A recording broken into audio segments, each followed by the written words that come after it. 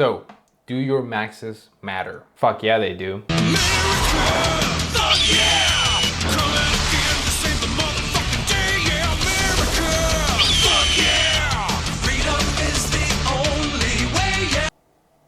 But in reality, unless you're a powerlifter or a weightlifter, they really don't. You can make an argument for strongmen or maybe even CrossFit athletes because during competition they might encounter something quite similar or maybe a straight up 1 rep max. But even to them, it's not something that they do that regularly during training. Now, don't let me kill the mood here because maxes do have a purpose in training. And there is a way that you can approach them that is effective and can yield you the best results. So now let's go over some of the benefits and some of the drawbacks of maxing out, and hopefully I can give you guys some guidelines as to how to approach maxes during your training. So first, let's go through a small definition, okay? When we're talking about maxing out, we're not just talking about your 1 rep maxes. Yes, that is a way of maxing out, but you can also max out doubles, you can max out triples, you can max out lift variations. For example, your pulse back squat, your hang snatch, hang power clean. Things like that can also be taken to a max. And at times, like we'll cover during this video, those can be more productive than a true 1 RM. All right, so now let's go over some of the benefits of maxing out. For one, it is an irrefutable and absolute proof that you are in fact getting stronger. And if you're training with the goal of getting stronger, then it is an absolute proof of the fact that your training is working. Now, this is not the only way of figuring out whether your training is working or not, but it is a very effective one. Next, on its own, max effort training can yield a lot of good results. You know, oftentimes it's referred to as the max effort method, which is not necessarily just 1 rep maxes. You know, it can essentially go all the way up to 3s, or oftentimes just consider anything over 90%. This type of training was very popularized by the Bulgarians in weightlifting, and I think Louis Simmons with Westside Barbell was one of the first few people who like contextualized this method into like a proper system.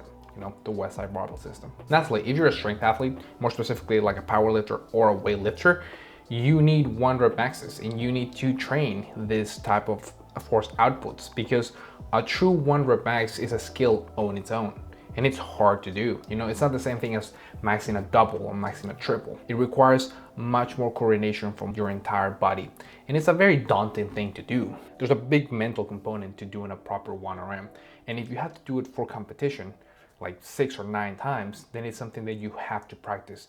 You're not just gonna get good at it. You know, there's ways of doing this. It might be different for everybody, but it's definitely something that is very productive to do if you compete in a sport that requires you to max out. Now let's cover some of the drawbacks. The first one and most obvious one is just the increased chance of injury. You know, like I said, doing a proper 1 rep max and even a double or even a triple sometimes can be a very, very daunting task, especially if you're doing it in the middle of a training block and you are somewhat fatigued. You're not feeling your best that day. You know, and sometimes if you're a power lifter, if you're a weightlifter, you have to try it. You know, if you compete in essentially any other discipline, you can be a little more lenient with this and you don't really need to go to the extremes of a 1 rep max. But even then, like doubles and triples might be a normal thing that you have to do. And during the off season, during strength blocks, it can be daunting, you know, and the chance of injury is going to go up. We can't get away from that. It's just sports. And this is part of the reason why we try to be careful with them. We try to program them accordingly and like watch them carefully. Like, is it really necessary? What are we gonna get out of this? Type of thing. Next drawback is fatigue. Now, 1 rep maxes especially are incredibly fatiguing for your central nervous system.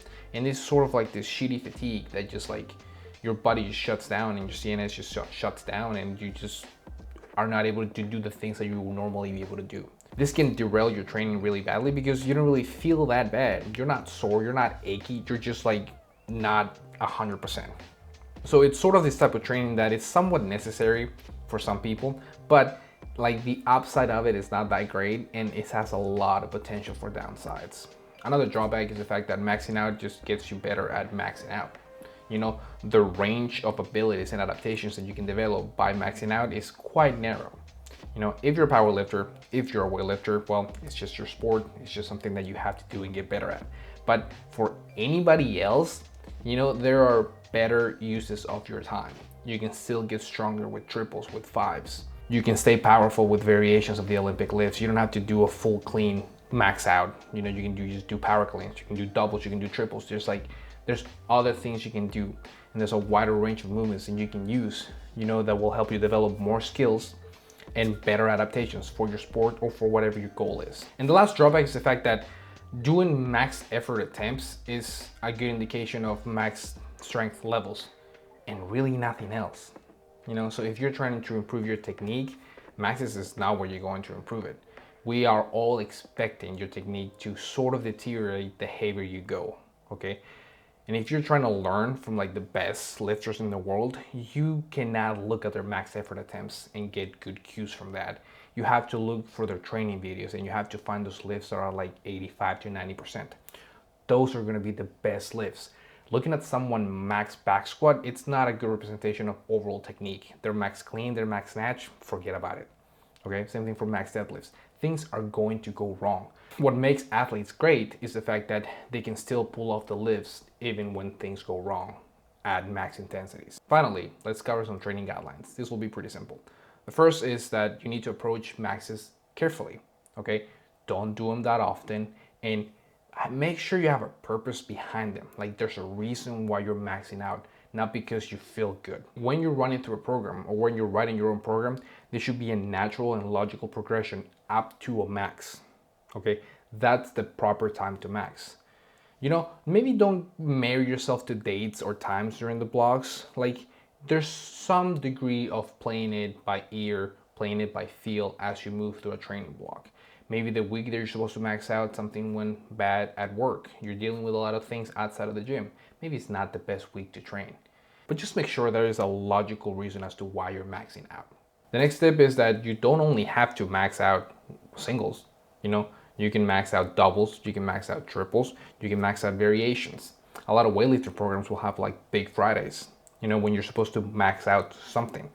You know, and early on the training block, it's oftentimes better to max out a variation, to max out a rep range, you know, and naturally tap into those like 95% pluses, because you want to give yourself some time and to make sure that when the time actually comes, you can actually hit those weights.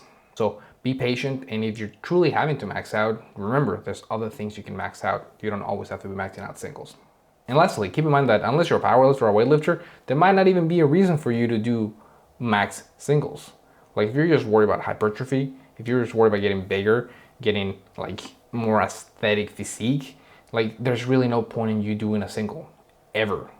Okay, if you want to see if you're getting stronger, max out a triple, max out a set of 5. Find other things to do. You know, and as you grow older, it will be inevitable to get a little weaker, to lose some strength. Like for me, I know for a fact that I am very close to like never PRing again in my entire life. You know, I'm about to turn 30. Like there's a good chance there's some lifts that I will never PR again. Like be willing to accept that and move on. Alrighty, and that's the video. So as always, hopefully you guys enjoyed it, got something useful out of it. If you're interested in learning more about training and avoiding some of the dumb mistakes that I've made in the past, there's a training guide below you can sign up for. And yeah, thanks for watching. It is important to draw wisdom from many different places. If we take it from only one place, it becomes rigid and stale. Understanding others, the other elements, and the other nations will help you become whole.